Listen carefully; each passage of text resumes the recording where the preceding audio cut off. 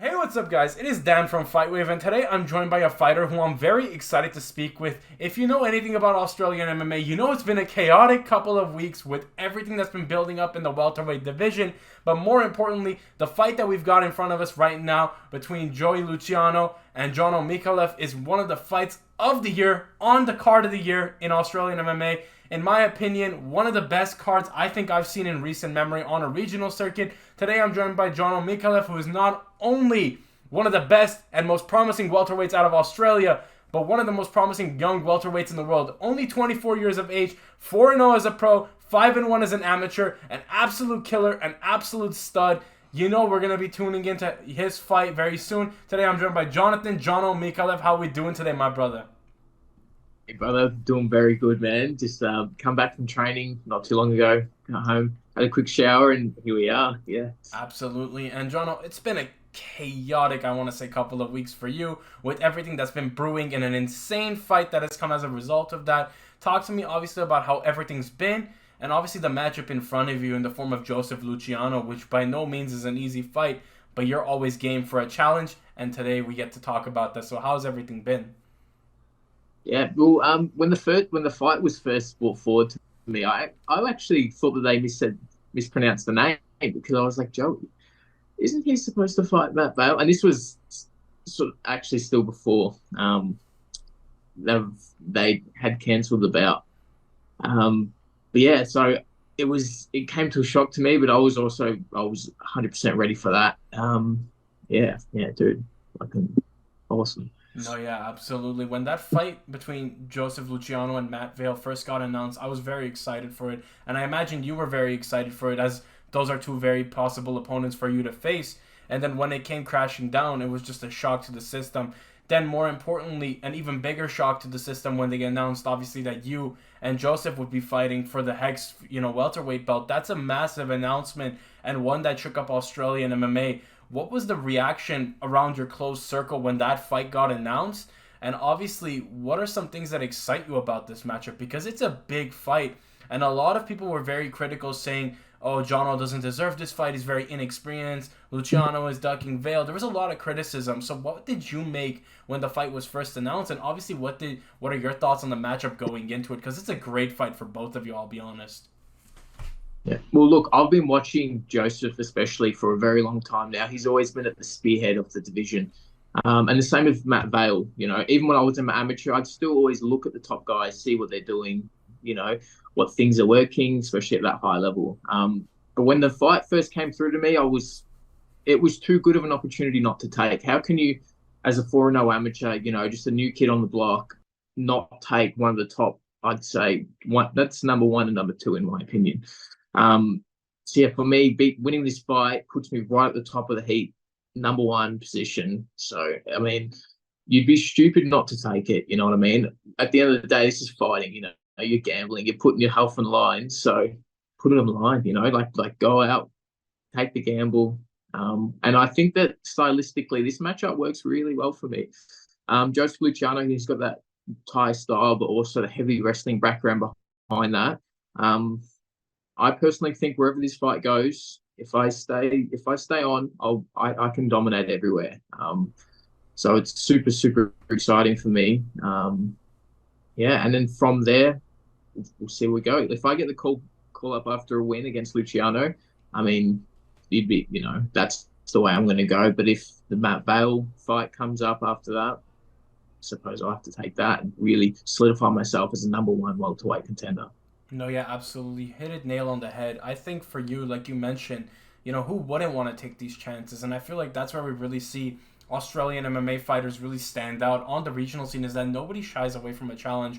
And you didn't shy away from accepting this matchup. Like you mentioned, it's one of those fights, I think, where you guys are very evenly matched despite Joey's experience. I feel like you've showcased yourself as a premier welterweight talent because you have incredible poise for such a young fighter. You always see these young fighters rushing in. They're very ambitious. They're very overzealous, trying to get their opponents out of there quick.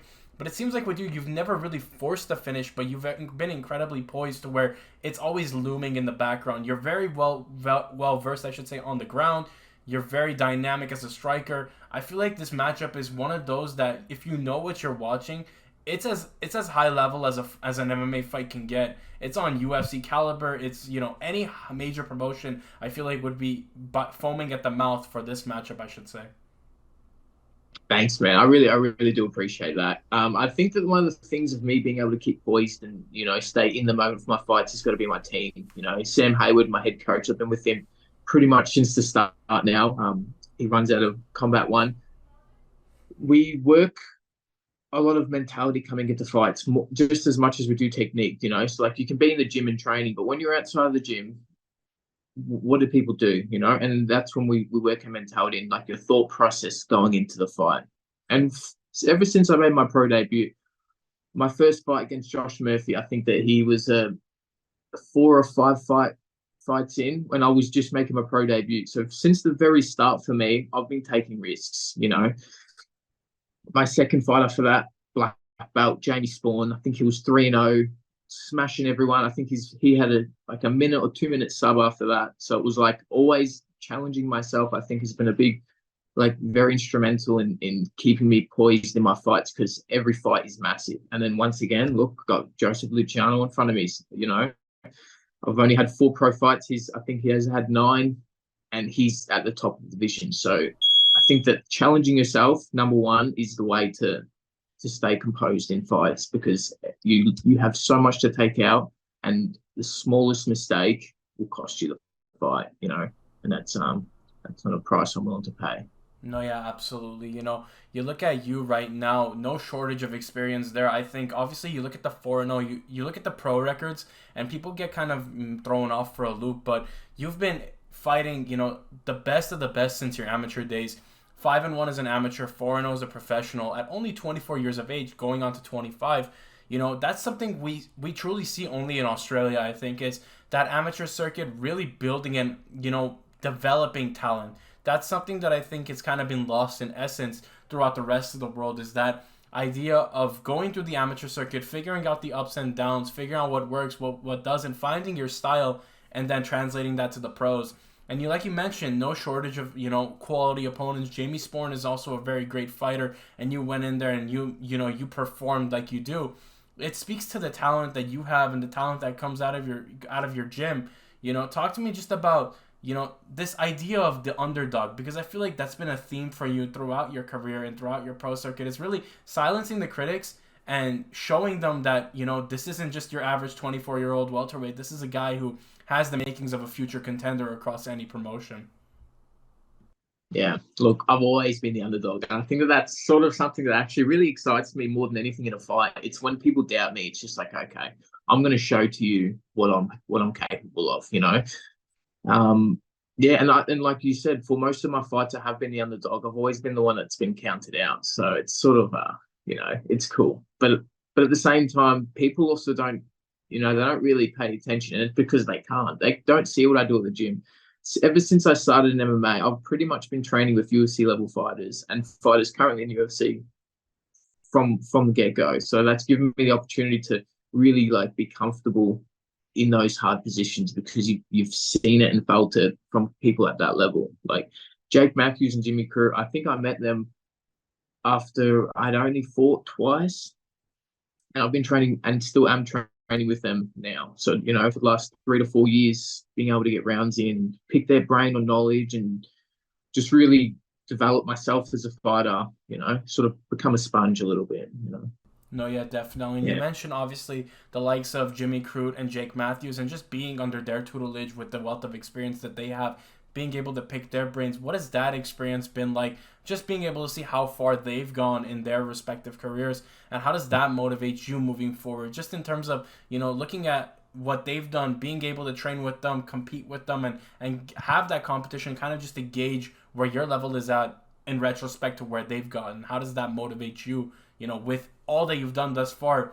I think it's got to be a hell of a motivator when you're able to go maybe tooth and nail for a round or two with these guys and just gauge where your talent is at.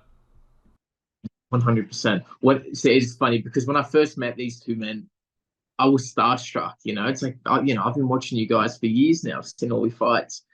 But then slowly over time, you start to realize they're just people, and they're just like you or me. And that has given me so much confidence in really believing in myself, because the same way they are just people's the same way that I'm gonna make my way to the UFC. You know, slowly, slowly, step by step, and being around people like that is how you do it. You know, so that as much as they are stars and they're famous, once you start to be around them for a little bit of time, that sort of stardom goes away, and then they become training partners, and then that's when you get the confidence for me that what they have, they're willing to give to me, so I can sort of take that, put that into my game, and then become a better martial artist out of it.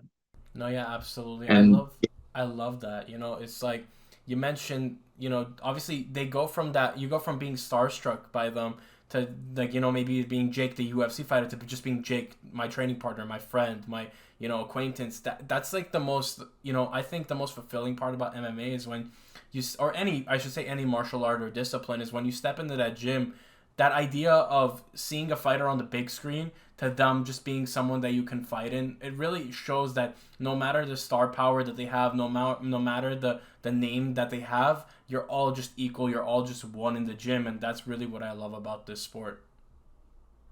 100%, man. Yeah, No, yeah, that absolutely. is something.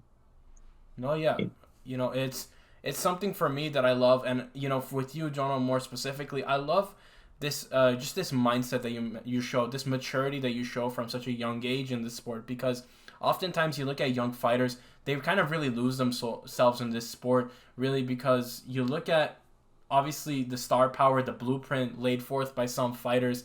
They really try to make a name off talking and doing these things, but you've really shown a maturation and kind of really eerily reminiscent of some of the greats in this sport and how they came up. I saw a video on your story or on your Instagram, and you're in your Instagram bio, you got brick by brick, and literally it's brick by brick, with you laying ceramic on the floor or laying bricks on the floor to be able to do what you love. It kind of reminded me of the greats like, Demetrius Johnson working construction, or, Merab Dvalishvili, really obviously a number one contender right now, doing what he did to get to fighting. You do that so you can do what you love, and you've shown a level of poise not only outside the octagon but inside the octagon as well. Talk to me through that, just seeing these greats doing what they needed to do to get to the top, and how that motivates you in your pursuit for greatness. It motivates me so highly, especially you saying this, man. That fucking really, really gets me going. But for me, initially, it wasn't. It was like, oh, I want to try fighting, and then over the years, it became, I'm gonna do everything I can in my power to become a fighter. You know what I mean? So that means, having to work a job and train as hard as you can. While it is very difficult, there'll become a time where you can just train, and that's really what's motivating me at the moment, and also becoming a successful fighter. Number one, um, yeah.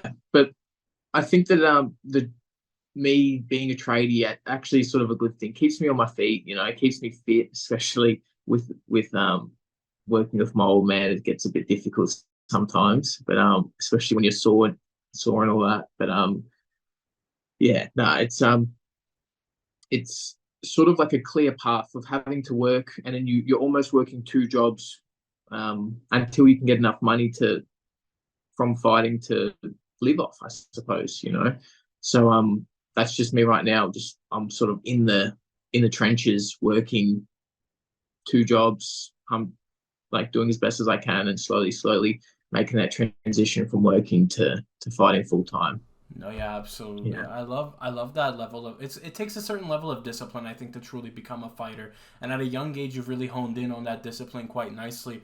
Because you look at other fighters, a lot of people will give up because that early stages of fighting is such a big toll to really give up. Not only just on the body, but also mentally and spiritually. I think that fighting takes such a big toll on the fighters that truly it's like any other discipline. You look at people who go to school to become an engineer, a lot of them fall out because the classes become too rigorous.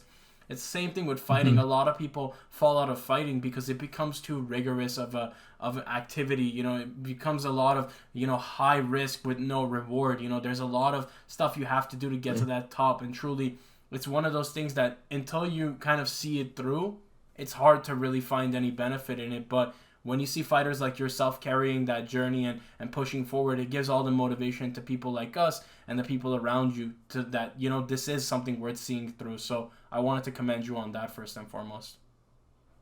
Thank you very much. Yeah, I really do appreciate that. But look, another thing is too, I've got to give it to my parents. My old man sort of like ingrained the hardworking nature in me. I'm actually one of nine, so there's eight other kids like me, four boys and four girls, and we're all the same. We've got to drive, and for some of them is in different areas, but for me, my passion is fighting. So if I put that same work ethic into fighting the same way that they do in their jobs, some engineering, some caretaking. No one actually does engineering. We're not that smart in my family, but each in their own respective path. That we are special, and everyone's going to say that about their family, but I really truly do believe that we've been gifted something and a hard working ethic from our parents. And as you were saying before about, you see some fighters that talk a lot and it's cool because it can make a lot of money and, that can be their path. But for me, like my path is to be true to myself, so I'm just going to keep doing what I would do, my personality, me as a human being. So one day that means that I'm going to start talking shit. I can tell you right now that I'll be talking shit from the heart. And that means that if I'm talking shit to someone, I hate that person, and that would come from a real true place. And I'm not just doing that to sell out, to sell more tickets or whatever it may be. So, yeah. No, yeah, absolutely. Holding true to yourself and also being a product of your environment. Like you mentioned, having good work ethic instilled in you. I always like to say for fighters, it's not just training in the gym that makes the fighter or makes or breaks their career, but it's also the people they surround themselves with. Having a good core, like you mentioned, just having good siblings, good family, good parents, and also a great partner in the process, it makes the journey a lot more fulfilling. So I wanted to ask you, in terms of having such great people around you, how do you think that that's made you a better fighter and improved your outlook on fighting and also life, just being able to go through the journey with such an amazing group of people, and also, obviously your significant other, your spouse, how she's motivated you in the process? Yeah. Well, number one, I must say, as I mentioned before, the UFC fighters I've been around, they have motivated me most in really believing that this path can be taken. And my team out of Combat One, Sam Hayward, he's creating a team, like a real family team of fighters that we all believe in each other. We had someone just fight on Path to Hex over the weekend. And it was the same thing there. We go into battle together, as one.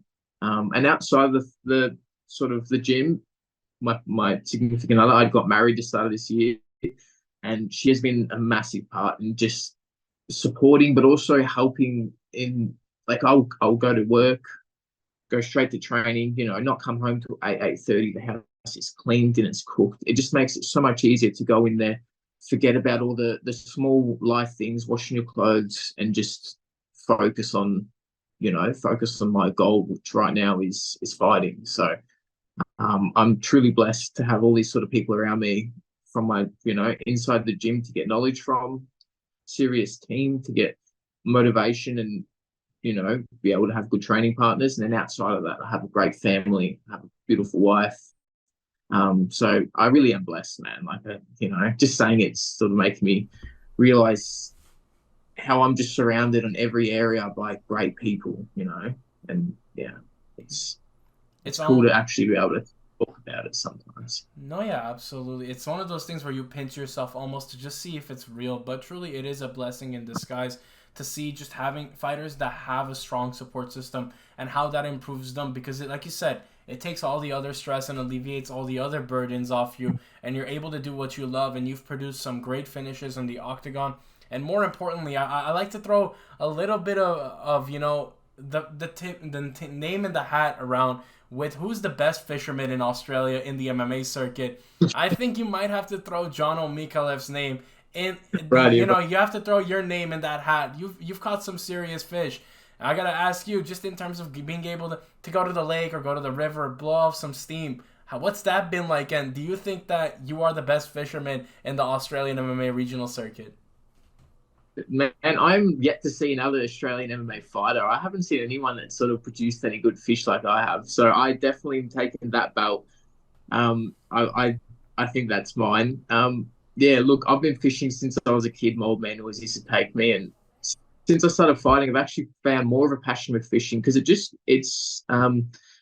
works so well with fighting. Like you train hard, you do all that sort of stuff, and you still sometimes need to get into nature. You know what I mean? You want to go out there, and I've got a few fishing spots. You go on a bit of a hike, you go fishing, you relax, and that's your rest day. And then from there, you come back home, you're rejuvenated, and you're ready to go again. Smash another hard week at camp and do it all again. It's phenomenal. And it's also Absolutely. good to know that I'm thinking as number one fisherman and soon to be number one welterweight. No, yeah, absolutely. I feel like fishing and fighting go hand in hand. So many fighters love fishing.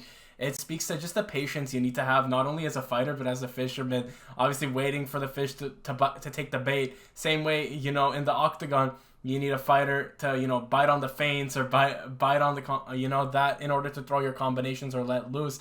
So many parallels to draw between fishing and fighting. But more importantly, like you said, best fisherman in the Australian MMA regional circuit, and on top of that, very soon looking to become the best welterweight on an Australian regional circuit. Jono, I want to thank you so much for your time. First and foremost, it's a pleasure to speak to you because I know that you are headed, towards a very special path as a fighter. Obviously, you've got a boulder of an opponent in front of you, somebody who many in Australia hail as the next person to go to the UFC. And, if you beat him, that immediately puts your name on the short list of guys to go into the UFC or a major promotion very soon. Talk to me just about not looking past Joe, but obviously the anticipation behind what a win would mean for you coming out of this fight. Well, a win for me would pretty much, like I said earlier, catapult me right to the top of Australian MMA. My manager Justin, who's at a Platinum One Management, who is very very good. He handles me so well. He's an absolute legend. He's also been in talks with some of the UFC matchmakers, and my last fight, they watched it and they said, "Yeah, that good. We saw some good stuff, but we want to see more." So if a finish does show itself, and it is a massive ask in a finish of Joseph Luciano, who I don't think has ever been finished, that could potentially be right there, like right on the doorstep. So, like I said, I'm not looking past him, but if I can get a finish in this fight, I think that I would have done enough, especially being such a young kid and sort of shown what I've been able to show. That's I'll be knocking on the door, getting that contract No, yeah, absolutely. And for I a think, contender series. Sorry, brother. no, it's all good. Yeah. No, yeah, To absolutely. You look at obviously what guys like Tom Nolan have done at such a young age. He's a great example to look at in retrospect.